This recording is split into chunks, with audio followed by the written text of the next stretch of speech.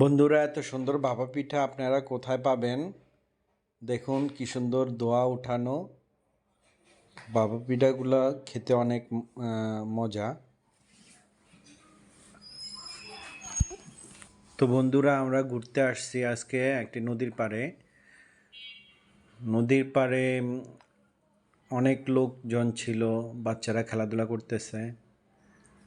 এখানকার ইচ্ছা করলে আপনারা নৌকা দিয়ে ঘুরতে পারেন। এখানে নৌকা দিয়ে ঘুরলে ঘন্টা 250 টাকা করে ওনারা চায়। ইচ্ছা করলে আপনি দামাদামি করে 200 টাকার মধ্যেও 1 ঘন্টা ঘুরতে পারবেন।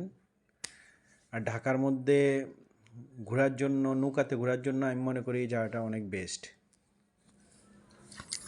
এছাড়াও নদীর চারপাশে হাঁটার জন্য খুব সুন্দর পরিবেশ। অনেকেই তার পরিবার নিয়ে আসে, এখানে হাঁটাচলা করে, ঘোরাফেরা করে। তো বন্ধুরা, নদীর পাড়ে হাঁটা চলার জন্য এত সুন্দর পরিবেশ আমি আর কোথাও দেখি নাই। এখানে ইচ্ছা করলে আপনারা স্পিড বোট দিয়েও ঘুরতে পারেন। এছাড়াও নদীর চারপাশে বিভিন্ন ধরনের জাহাজ থাকে, এখানেও আপনারা ইচ্ছা করলে ঘুরতে পারেন। তো আমি নৌকা দিয়ে এখন নদীর এই পার থেকে ওই পারে যাইতেছি। দেখা যাক নদীর ওপারে কি পাওয়া যায়। নদীর ওপারে প্রতি শুক্রবার হাট বসে। আমি মাঝে মাঝে পরিবার নিয়ে ঘুরতে আসি, মাঝে মাঝে একাও এখানে ঘুরতে আসি। ঘুরতে খুব ভাল লাগে। আপনারা দেখতেছেন একটি ব্রিজ।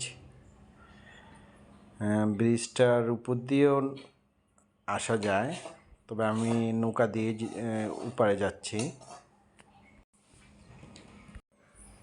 ঢাকার মধ্যে যতগুলো নদী আছে, আমি মনে করি নৌকা দিয়ে ঘোরার জন্য এই নদীটাই বেস্ট।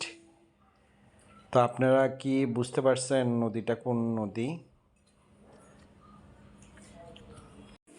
তো আমি অবশ্য নৌকা ভাড়া করি নাই, আমি নদীর এই পার থেকে ওই পারে ভাড়াতে চলে।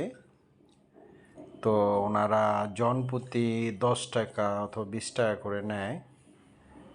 তো আমি সেভাবে নদীর এই পার থেকে অপোজিট যাইতেছি। এই আঙ্কেলের কাছে আমি 1 বছর আগে আসছিলাম।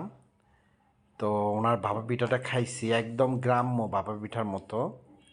খাইতে অনেক মজা। আসলে ঢাকার মধ্যে এত মজার ভাপা পিঠা কেউ বানায় না। তো আমি 1 বছর পর আবার আসছি ওনার কাছে ভাপা পিঠা খাওয়ার জন্য। তো ভাপা পিঠাটা খাওয়ার জন্য আপনাকে আসতে হবে শীতলক্ষ্যা নদীর অপোজিটে, অপর পাড়ে উনি প্রতিদিন ভাপা পিঠা বিক্রি করে। ভাপা পিঠাগুলো খেতে অনেক মজা, খুব সুস্বাদু। একদম বাসা বানাইলেও এত সুস্বাদু হয় না। তো আপনারা এসে খেয়ে দেখতে পারেন যে ভাপা পিঠাগুলো খুবই ভালো লাগবে আপনাদের, আশা করি। তো খেয়ে যদি ভাল লাগে আমাদেরকে জানাবেন। আল্লাহ হাফেজ।